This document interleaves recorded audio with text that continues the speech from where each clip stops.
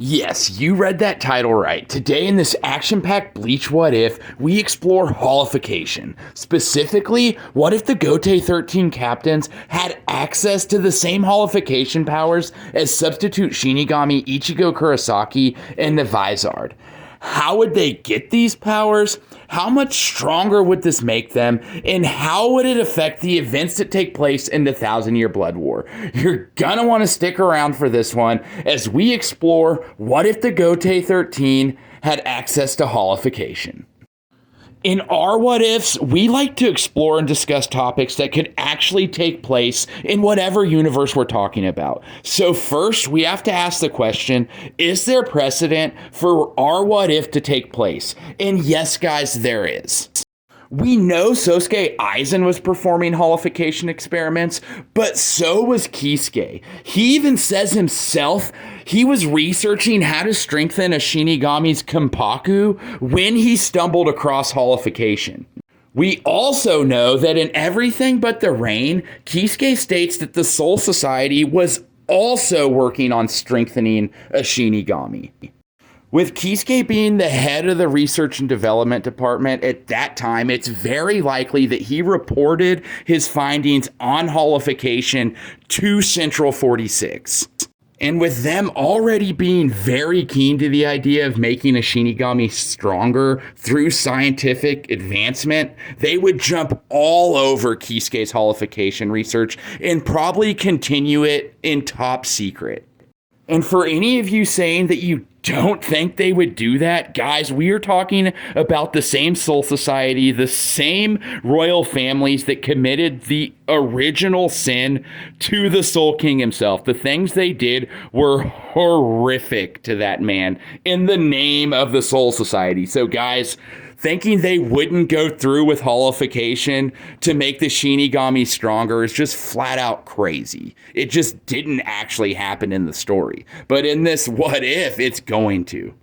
Now, one little side note, I am totally aware that Shinigami like Captain Yama and Byakuya Kuchiki would never allow themselves to be holified. There's a lot of other Shinigami that probably have a little bit too much pride to go through with Holification as well. But for the sake of this What If, we're going to go ahead and say Central 46 would want to apply Holification to their very strongest Shinigami, meaning the captains. So in this What If, Central 46 mandates that all 13 captains go through Holification to make themselves stronger in the name of the Soul Society. Now, I'm not going to get into all the intricacies of Holification. I'm not Sosuke Aizen, but there's two Shinigami that they may have a hard time holifying. One of them is Jushiro Ukitake. We know, spoiler, that he houses the Mimi Hagi in his body. So it's a very good chance when they try to mold the Hollow Soul with Jushiro's Soul Reaper soul, that the Mimi Hagi's just gonna kick that Hollow straight out. The Mimi Hagi is a divine being, and it's practically what's kept Ukitake alive. So we have no idea how Holification would work with him. One other Shinigami that they may have a hard time holifying would be Kamamura. We know that he's a beast Shinigami, so we don't know if his soul's different than a normal Shinigami's soul. We have no idea how the Hollow would interact with the beast side of Kamamura. Now, that's just a theory. He may be able to holify if he went through Holification experiments, but I'm just thinking that those two Shinigami would have a hard time actually perfecting Holification due to the way their souls are constructed. Now, with all that out of the way, we now have a solid foundation for how the captains would become holified. I now want to transition into the second part of this video and explain how much stronger Holification would make the Gotei 13. The series gives us 8 different examples of what a Hollow Mask can do to amp a Shinigami's power. First, we have the Vizard, but unfortunately, they don't have any feats that show just how much stronger the Hollow Mask makes them. Kubo I just don't think he liked these guys very much. They had so much hype, and we thought they were going to be stronger than your average Shinigami, and they are It's just not expressed in the series. So we cannot use the Vizard as a good example for a power-up. But the two examples that are left that we can use are Substitute Soul Reaper Ichigo Kurosaki and Kaname Tozen. The more accurate example obviously being Kaname, because in Ichigo's case, his holification is a lot different than the way the Vizards were holified. The Vizards were holified through Aizen's holification experiments, but Ichigo received his holification at birth. There was never a merger between Shinigami Soul and Hollow Soul. Ichigo just came stock like that because he inherited the Hollow White from his mother. Now, we can still use Ichigo as an example because his Hollow Mask augments his speed, his strength, and even his Ryatsu, just like the Vizard's Hollow Mask do. It's just Ichigo's is on a higher level. It's giving him more speed, more power, more Ryatsu than what the Vizard's holification would. In the case of Kaname Tozen, his holification augments his power to the point where he's able to fight on par with a captain class level Shinigami such as himself and an extremely strong lieutenant level Shinigami in Shuhei. So in terms of an amp, Kaname is almost an entire lieutenant level Shinigami stronger than he was in his normal base captain state. It's obvious that Kaname Tozen's holification was far more superior than the Vizard's holification. Our hypothetical holified captains are also going to have superior holifications to the Vizard. Because in terms of timeline, when this holification takes place to our captains, it's going to be sometime during the Fullbring arc. Meaning Central 46 is going to have research on Ichigo's holification, the Vizard's holification, and Kaname's holification, and they're going to be able to combine all that research and put it towards our hypothetical what-if captain's holification. Now, I don't think they're going to be able to perfect it to the level of Ichigo's holification, but I do think that they're going to be able to replicate Kaname's and make it slightly better. Our hypothetical holified captains are going to have access to Sero. Their speed's going to be augmented. Their Ryatsu's going to be augmented. Their strength is going to be augmented. These hollow masks that our captains are going to receive are going to help them in battle tremendously. And they're still going to be able to utilize their Bankai just like Ichigo does with his hollow mask on. Now, this is very hypothetical on my part, but it's my what if. But guys, there's a very good chance that on top of our captains obviously having their mastered Bankais, they may even be able to utilize a Resurrection similar to Kaname and the Espada. So now that we've established just how much these hollow masks are gonna amp our captains in combat, now we get to transition into my favorite part of these what ifs and the most exciting part of this video. How would holification change the 1,000-Year Blood War? A lot of people don't realize that the first Quincy invasion was so devastating, not because the Quincy and the Stern Raider were so much stronger than the captains. It was because the Quincy's technology was far superior than the Soul Society's. They were able to attack through the shadows due to technology. And more importantly, they were able to steal our captain's Bankai with their enhanced Quincy technology. They also were able to utilize more power sets than our captains because the Stern Raider came into the invasion equipped with not just their Quincy powers, but with a Shrift as well, and also a Vol standing that they could utilize that was equivalent to a captain's Bankai. But with the Bankai stealing technology, it just pushed the Quincy over the edge, and the Soul Society were devastated in that first invasion.